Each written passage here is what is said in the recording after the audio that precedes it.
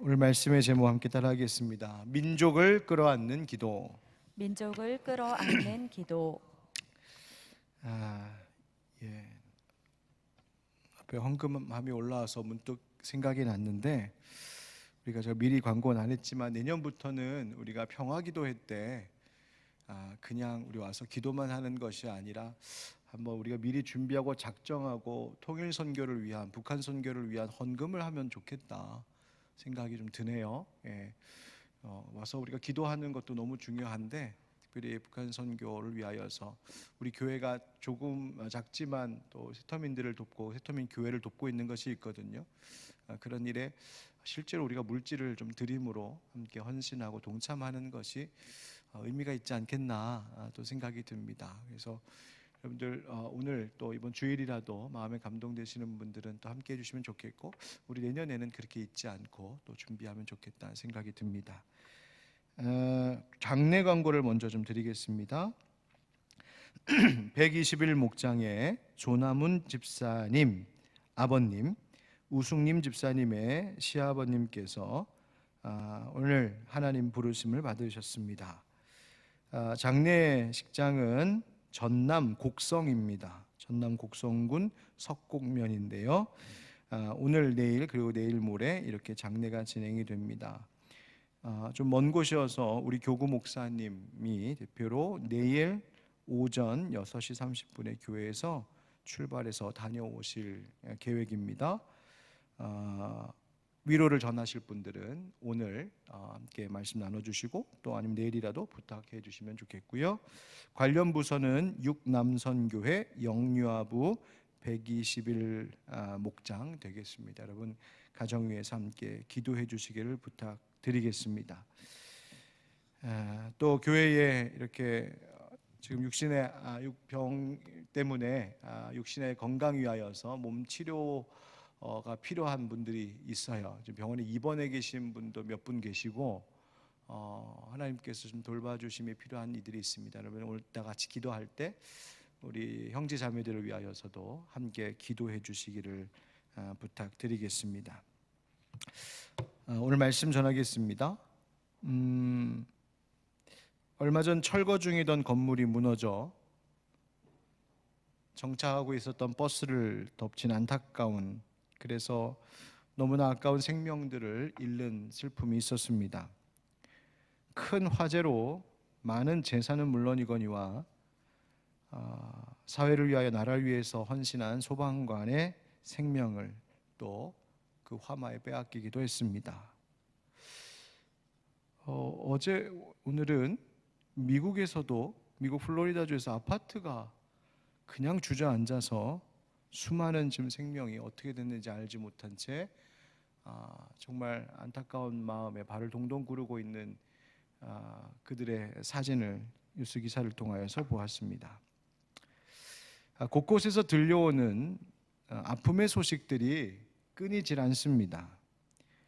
건물이 무너져 내리고 땅이 꺼지고 하는 일들을 보면 마치 그 붕괴되고 무너지는 모습이 오늘 우리가 살고 있는 이 세대, 온 세상을 대변하고 있는 것 같아서 마음에 두려움이 찾아올 때가 있습니다. 언젠가도 한번 말씀드렸던 것 같은데요. 제가 옛 동독의 대표 도시 중에 하나인 드레스덴이라고 하는 것을 방문한 적이 있었습니다. 그 드레스덴에는 아주 유명한 교회가 하나 있는데요. 프라우엔이라고 하는 교회가 있습니다. 이 교회는 루터파 개신교회인데 그래서 그 광장 한복판에 아주 멋지게 아름답게 돔 형식으로 지어졌고 또 그 앞에 루터의 종교개혁가 루터의 동상이 서 있는 그런 교회입니다. 근데 그 교회를 방문했다가 그 교회에 대한 이야기를 듣고 마음이 숙연해졌었습니다. 2차 세계대전 당시 폭격으로 이 교회 건물이 완전히 무너져 버렸었습니다. 이 자리에 정말 교회가 서 있었을까 싶을 정도로 당시에 그 자료 사진을 보면 완전히 폐허가 되었습니다. 여러분 그 블록버스터라고 하는 말 아시죠? 영화 블록버스터. 그러니까 굉장히 인기가 많은 영화를 블록버스터라고 얘기하는데, 그 말이 어디서 왔냐면, 블록이라고 하는 말은 그 마을, 그 도시의 한 블록을 얘기하는 거예요. 한 마을, 한 광장, 한 블록. 그리고 버스터라고 하는 말은 날려버린다는 뜻이에요. 그러니까 한 마을을, 한 블록을 완전히 날려버릴 정도의 굉장한 이라는 뜻이 이제 블록버스터급의 영화다, 뭐 이런 얘기거든요. 그런데 진짜로 이 드레스덴 이 도시에 폭격이 시작이 되었는데, 1945년 드레스덴에 미국과 영국의 연합군이 비행기로 융단 폭격을 합니다. 폭탄 하나에 무려 4, 5톤짜리 폭탄들을 쏟다 붓기 시작하는데, 당시 그 도시에 약 65만 정도의 시민들이 살고 있었다고 해요. 아주 아름다운 도시였는데 800대가 넘는 폭격기가 두 번에 걸쳐서 무려 4,000톤에 달하는 폭탄을 그 블럭에, 그 도시에 들이부었습니다. 그 폭격으로 인한 열이 얼마나 강했는지 불기둥이 치솟고 사람들이 그냥 그 열에 녹아내려 죽었답니다. 시신들이 그냥 선체로 녹아 죽어 버렸어요. 당시 자료 사진을 보면 시체들이 산더미처럼 쌓여 있고 도시는 폐허가 됐습니다. 자, 그렇게 해서 그 도시는 이제 황폐한 도시, 다 이제 생명을 찾아볼 수 없는 끝난 도시다라고 생각했겠죠. 그런데 전쟁이 끝나자마자 드레스덴의 이 시민들이, 피해 있던 시민들이 하나둘 다시 그 도시로 모여들기 시작했습니다. 그리고 그 도시 중앙에 있었던 이 프라우엔 교회, 이 무너진 교회, 폭격에 맞아서 산산조각난 교회 건물의 조각들을 하나하나 모으기 시작했습니다. 그리고는 그 조각난 돌들에다가 번호를 붙이기 시작했어요. 1번, 2번 하나씩 번호를 붙였습니다. 그리고 그 번호가 매겨진 돌들을, 그 위치를 잘 기억하게 하면서 그대로 보관을 해두었어요. 당장 교회를 다시 재건할 수 있는 것도 아니었는데 언젠가는 이 사랑하는 아름다운 교회가 다시 세워지기를 바라는 마음으로 그 돌들을 모아두었습니다. 그 파편들을 말이죠. 마침내 1994년 이 프라우엔 교회의 재건 사업이 시작되었는데, 당시 독일 태생의 한 미국인 생물학자가 어려서 보았던 프라우엔 교회의 모습을 떠올리면서 이 일을 시작했어요.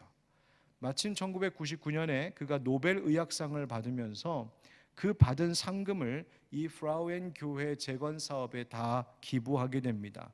마침내 2005년 재건이 끝나 그 옛날 프라우엔 교회의 아름다운 모습을 되찾게 되는데, 그 번호 붙여 놓았던 돌들을 재건하는 데에 함께 사용하게 된 것이죠. 여러분 한번 상상해 보세요.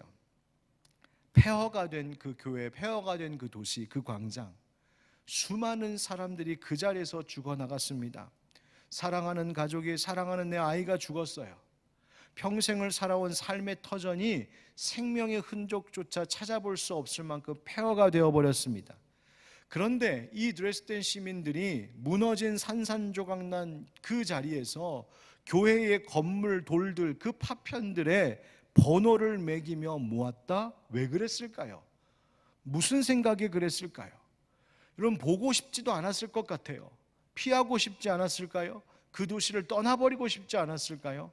그런데 그들은 그 돌들을 간직하고 있었어요. 왜요?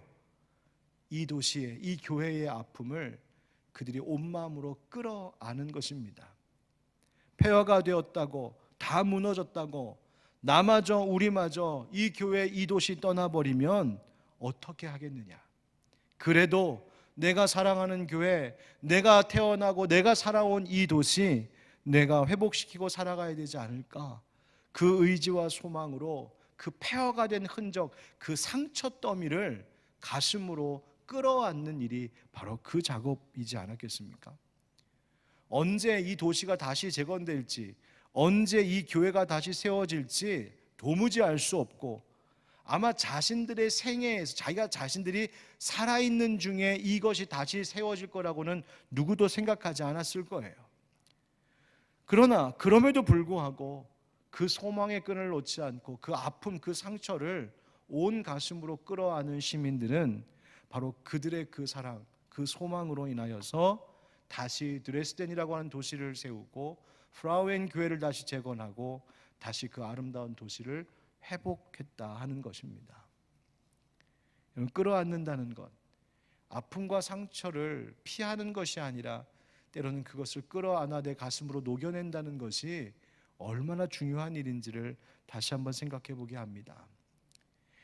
여러분, 이 나라가, 이 사회가 어려울 때 여러분들은 어떤 마음을 갖습니까? 아유, 내가 다시 태어나면 이 땅 백성으로 태어나지 말아야지. 혹시 그런 생각 해보신 적 있으십니까? 아유, 내가 돈만 있으면 해외에 투자해서 이민 가버리는 건데. 혹시 그런 생각 해보신 적 있으신가요? 아니, 이 나라뿐만이 아니라 우리가 지금 살고 있는 이 지역, 이 일산 지역이 큰 어려움에 빠져든다면 여러분들은 어떻게 하겠습니까? 아유, 집값 더 떨어지기 전에 빨리 팔고 피해야겠다. 혹시 그런 생각하십니까? 사람들은 어려움을 당할 때, 힘든 일이 있을 때 여러 반응이 다르게 나타나는데요. 회피형의 사람들이 있지요. 그 문제가 딱 있으면 문제를 풀려 하지 않고 외면하는 겁니다. 문제로부터 그냥 도피해버리고 싶은, 도망가버리는, 회피하는 사람들이 있어요. 어떤 사람들은 포기형이 있습니다. 아예 그냥 낙심하고 포기해버리는 겁니다. 주저앉아버리는 겁니다. 다 놔버리는 거예요. 원망형이 있습니다. 타인에게 책임을 전가하고 불평하고 원망합니다. 다 그 사람 때문이고, 대통령 때문이고, 이 나라 정부 때문이고, 시장 때문이고, 그 사람 때문이고, 계속 원망합니다. 염려하는 사람, 염려형이 있습니다. 걱정하고 근심만 하는 사람. 걱정하고 근심한다고 될까요? 제가 얼마 전에 몽골 속담 하나를 배웠는데 계속 생각이 나요. 몽골 속담 중에 이런 속담이 있더군요. 걱정해서 걱정이 없어진다면 진짜 걱정이 없겠네. 말 되죠? 걱정해서 걱정이 없어진다면 진짜 걱정이 없겠네. 걱정한다 한들 아무 소용없다는 거죠. 여러분, 문제를 외면하고 도망치거나 포기하거나 원망하거나 염려하는 그 일은 전혀 문제를 해결할 수 없을 뿐더러 오히려 문제 상황을 더 악화시킬 수 있는 길이 됩니다. 어떻게 해야 될까요? 우리에게 문제가 있고 상처가 있고 아픔이 있을 땐 그것을 끌어안는 용기를 가져야 합니다. 그런데 여러분, 문제와 상처를 끌어안는다는 것은 참 아픈 일입니다. 힘들고 고통스러운 일입니다. 그래서 뭐가 필요할까요?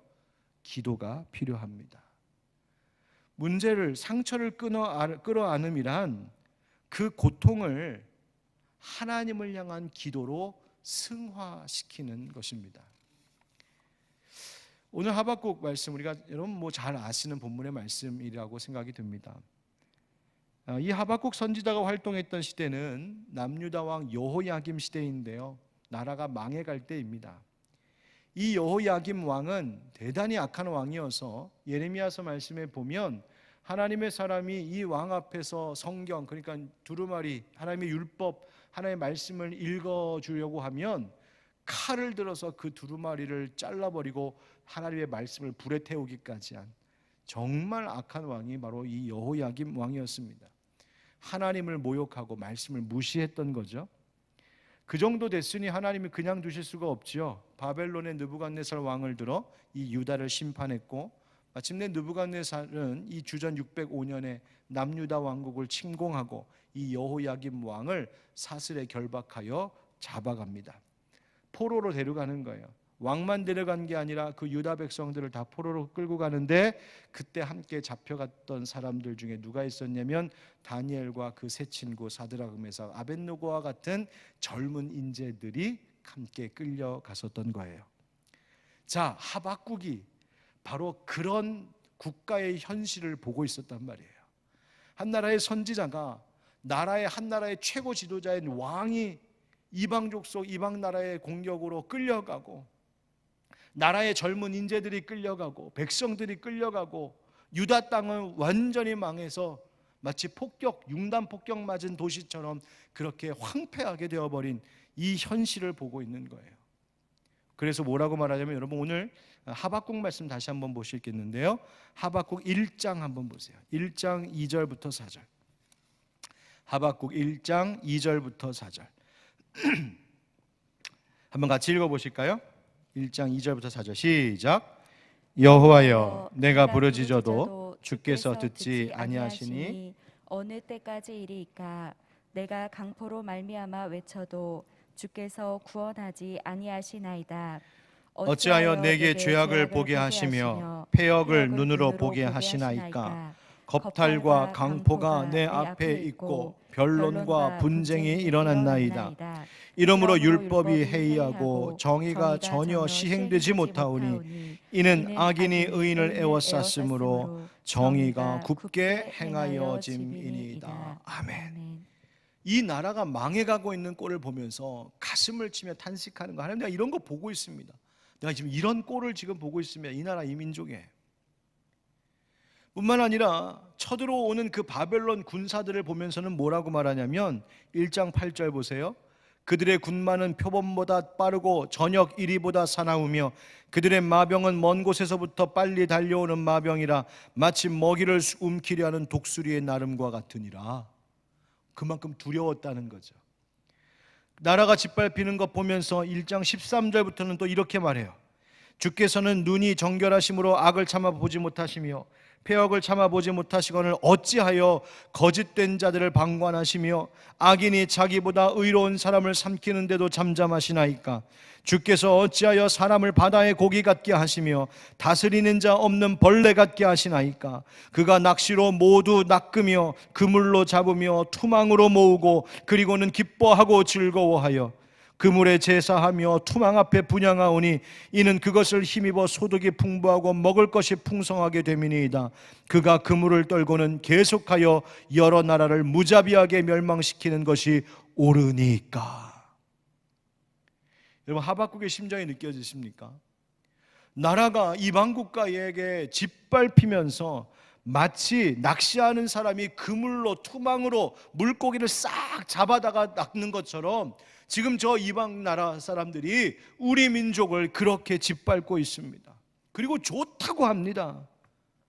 하나님, 우리 하나님의 선민들인데 하나님을 알지도 경외할 줄도 모르는 저 불의한 자들, 저 이방인들이 하나님의 백성들을 짓밟고 있는데 하나님, 이래도 괜찮은 겁니까? 이게 정말 옳은 일입니까? 하나님 앞에 따지듯 지금 묻고 있는 거예요. 얼마나 가슴이 타면.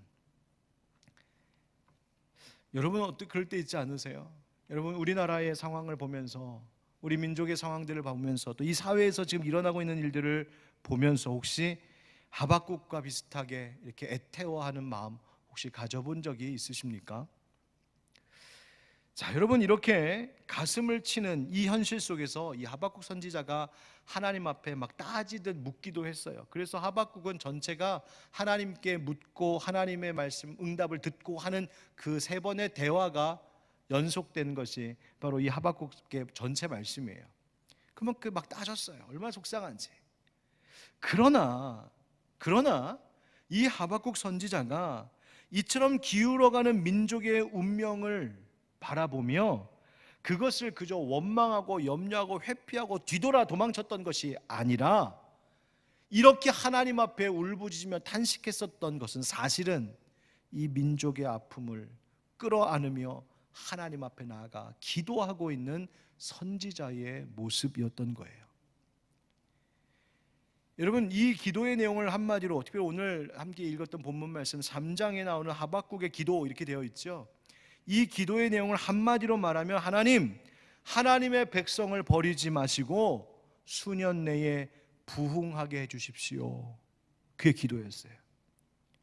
하나님의 백성 회복시켜 주십시오. 치유해 주십시오. 부흥시켜 주십시오. 여러분 이 하박국이라고 하는 이름, 이 이름이 가진 뜻이 있어요. 하박국이라고 하는 이 이름의 의미는 영어로는 embrace라고 하는 단어인데요, 그 말은요 포옹하다 이런 뜻이에요. 끌어안다, 껴안다 이런 말이에요. 그러니까 하박국 선지자는 어떤 사람이었냐면 이 국가의, 자기 나라 이 민족의 아픔, 지금 이방족 속에 짓밟히며 황폐하게 되고 있는 이 고통과 슬픔을 보면서 아유, 저놈의 왕이 잘못해갖고, 아니면 이 나라 지도자들이 잘못해갖고 원망하고 염려했던 것 아니라, 또 아유, 나라도 목숨을 건져야겠다, 빨리 피해야겠다, 그렇게 도망치며 뒤돌아선 것도 아니라, 오히려 이 문제를 하나님 앞에서 눈물로 끌어안으며 통곡하고 있었다는 말입니다. 끌어안는 사람이었어요. 하박국이라고 하는 자가 바로 이 문제와 아픔을 끌어안는 사람이었어요. 여러분, 각 가정에도 하박국 같은 사람이 필요합니다. 가정에 어떤 문제가 생기고 걱정거리가 있을 때 다른 식구들은 서로를 혹 원망하고 세상에서 방법을 찾느라고 바깥으로 나가도 이 가정의 아픈 문제와 이 어려운 걱정거리를 이 하박국처럼 가슴으로 끌어안고 하나님 앞에 눈물로 기도하며 신앙의 문제로 씨름하는 그 한 사람이 여러분 가정 가운데 필요할 줄 믿습니다.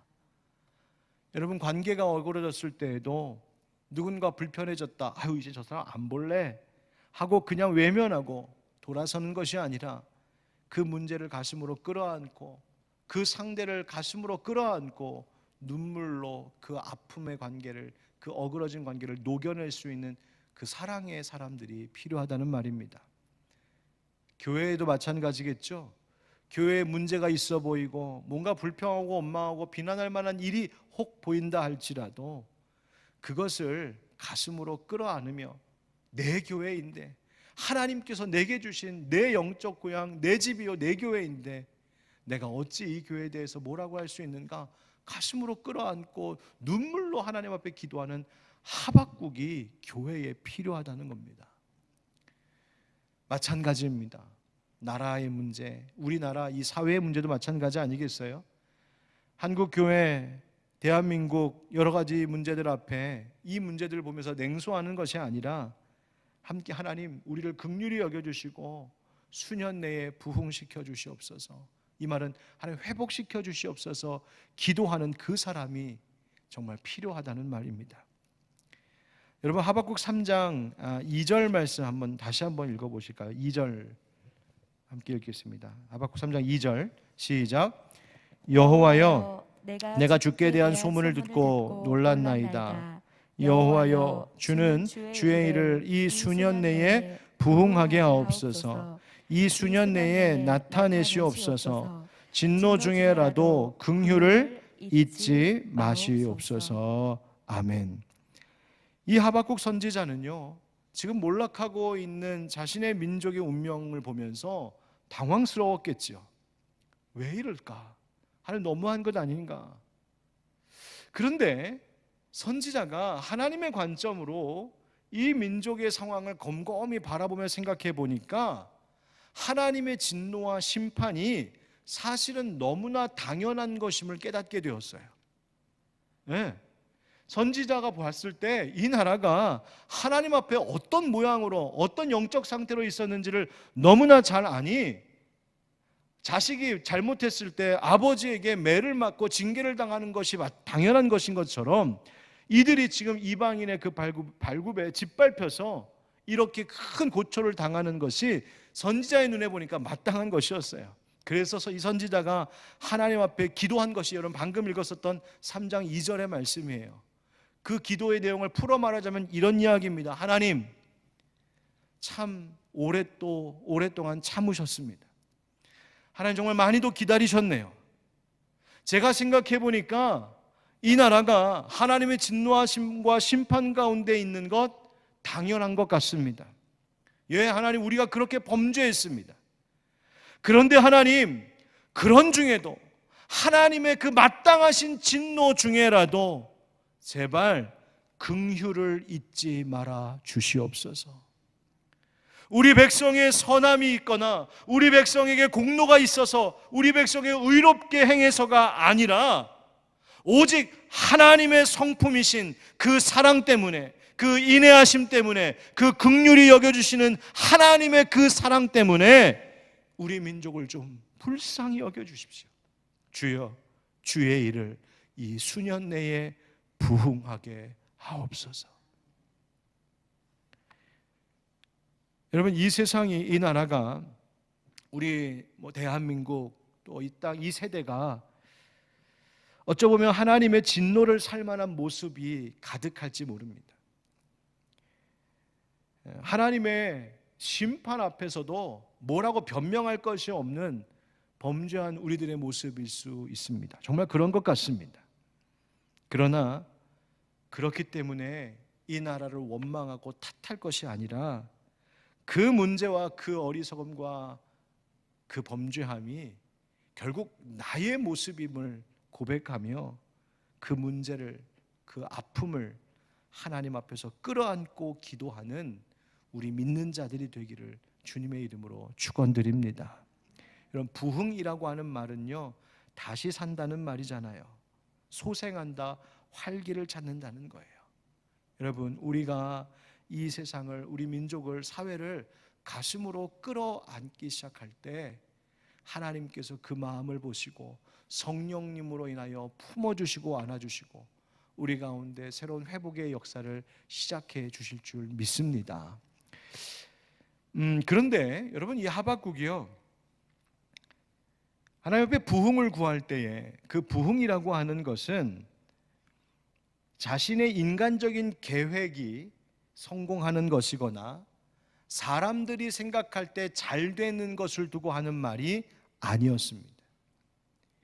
이 하박국이 주님 앞에 주의 일이 부흥하게 하옵소서라고 기도했던 것은, 주님, 이 나라, 이 민족이 이렇게 황폐해졌는데 이 일을 통하여 정말 주님께서 원하시는 그 일이 우리 안에 새롭게 시작되게 하여 주시옵소서, 그 이야기예요.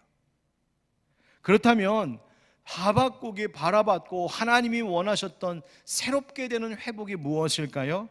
우리 17절, 18절, 19절 같이 다시 한번 읽겠습니다. 17절, 18절, 19절 시작.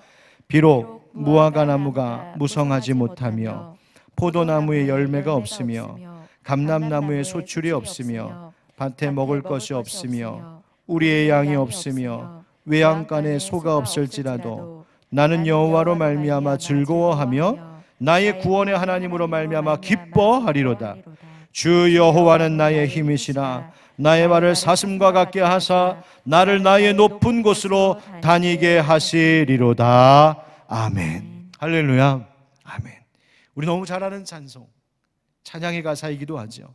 무화과도 없습니다. 포도나무 열매도 없고요. 감람나무에 열매가 없답니다. 밭에 먹을 것도 하나도 없고 우리의 양도 없고 외양간에 소도 없습니다. 이런 상황에 예전과 같으면 걱정하고 원망하고 탓하고 포기하고 좌절할 만한 것이죠.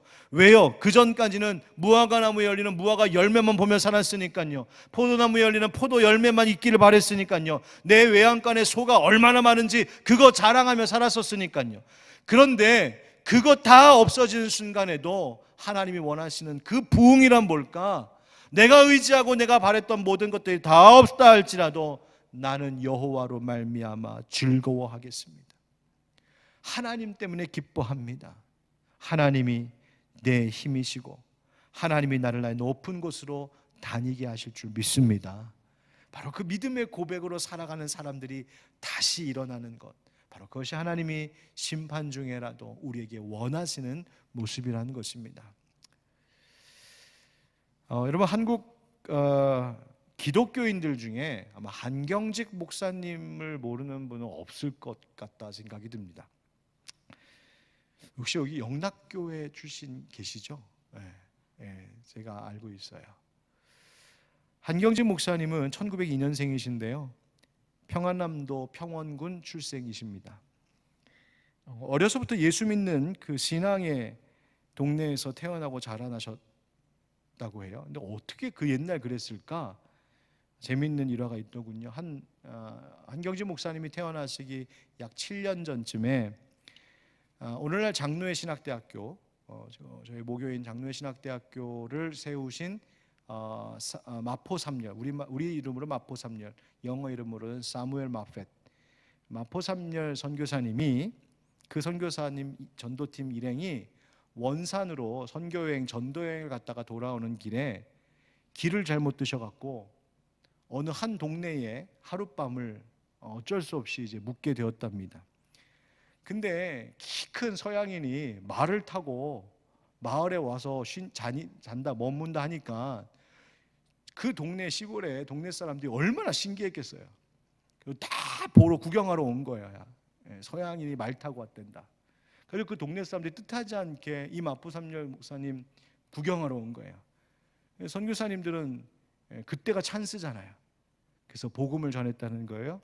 그래서 복음을 전하고 그 계기로 그 동네가 복음화되고 거기에 교회가 세워지고 그 동구 밖에 학교가 세워졌고 바로 그 마을에서 한경지 목사님이 태어나신 거예요. 그러니까 그 마을, 이미 예수 믿는 분위기 속에서 준비된 하나님의 일꾼으로 시작이 되었던 것 같아요. 오산학교를 나오시고 이제 미국으로 유학을 가셨었죠. 거기서 신학을 공부하시고 교회사를 전공하는 박사 과정을 밟는 중에 폐결핵에 걸려서, 당시에 폐결핵 걸리면 죽는다 했잖아요. 이젠 죽었구나. 그래서 어느 장로교 요양원에서 그렇게 치료를 받고 있는데 정말 기도했답니다. 이제 절망스러운 거죠. 이제 끝났다 싶은 거죠. 하나님 앞에 기도하셨대요. 하나님, 제가 살려달라는 기도하는 것이 아니라 제가 내 고국에, 한국에 돌아가서 2, 3년만이라도 일할 수 있게 해주십시오. 내가 2, 3년만이라도 이 나라, 내 민족을 위하여서 일할 수 있는 기회만 주십시오. 기도하셨다는 거예요. 그러니까 자기 아픈 중에도 나라 생각했던 거죠. 왜요? 그 당시 일제강점기 때잖아요. 정말 하나님께서 그 기도를 들으시고 은혜로 회복이 되셨어요. 한국으로 돌아옵니다. 그런데 미국에서 공부한 목사, 또 애국 사상이 있고 그러니까 당시 일본 형사들한테 완전히 찍혔던 거죠. 설교 금지령을 당하기도 하고요. 이런 어려움들이 있으셨대요. 세월이 이제 흘러서 해방이 되고 나서 이 조선 공산당이, 그러니까 이북 쪽에 있었으니까 조선 공산당이 기독교 지도자 체포령을 내리자 더 이상 북쪽에 있을 수 없겠다 하셔서 월남을 하셨고 1945년 12월 2일에 피난민 27명과 함께 교회를 창립하게 되니 그 교회가 바로 영락교회의 전신인 베다니 전도 교회였습니다. 그러니까 피난민 교회였죠. 피난민들을 끌어안으신 거죠. 피난민, 그 상처받고 고향을 잃고 갈 곳 없고 앞날이 깜깜한 사람들이 서로 그 27명이 함께 손을 잡고 함께 끌어안고 시작하자 급속하게 부흥해서 예배 출석이 1000명에까지 이르게 되었습니다. 그때의 상황을 영락교회 35년사 그 기록물에 보면 이렇게 기록이 되어 있습니다. 교회는, 지금 그 교회를 얘기하는 거예요. 이 교회는 탈출 성도들의 만남의 장소였고 피난민들의 상호 위로의 집이었고 신앙의 자유를 얻은 데 대한 감사의 기도를 올리는 제단이었고 혈육 이산의 아픔을 달래는 몸부림의 안방이었고 조국 분단의 분함을 호소하는 눈물의 밀실이었고 무너진 제단을 기필코 되찾아 수축하리라는 서원의 다락방이 되었습니다.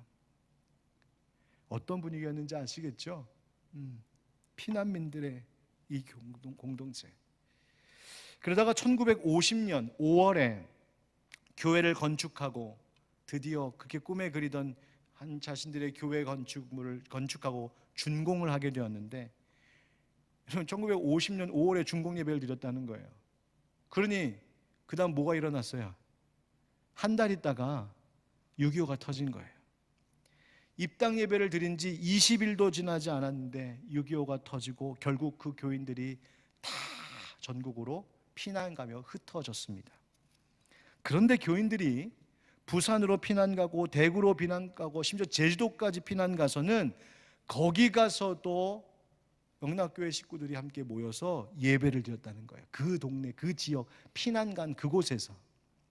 그렇게 해서 그 지역에 지역 영락교회가 세워졌답니다.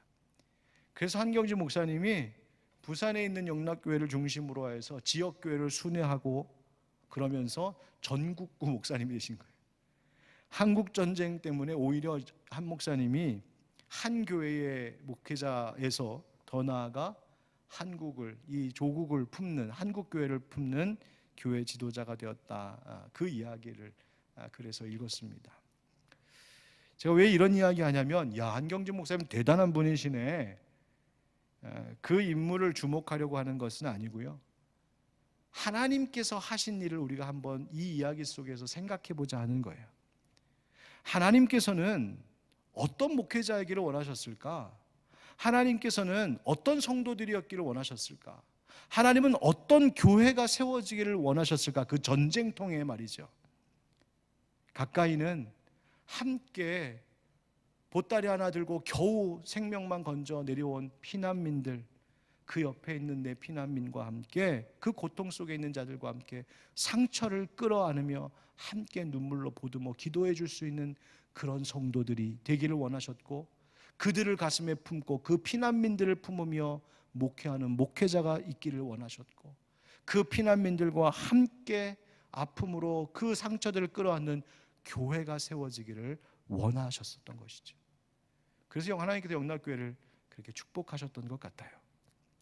여러분, 바로 그것이 주님께서 원하시는 부흥이고 하고자 하시는 일 아니겠습니까?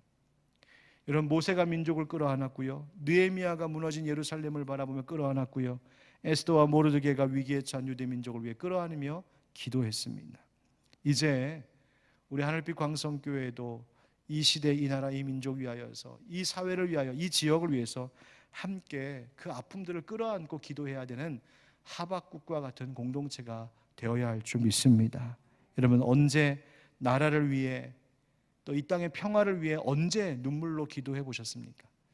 오늘 이 밤에 함께 우리 나라 위하여서, 민족을 위하여, 예수님 십자가 위에서 우리를 끌어안으셨듯이 우리가 이 민족을 위해서 함께 기도하는 이 밤이 되기를 주님의 이름으로 축원드립니다. 아멘.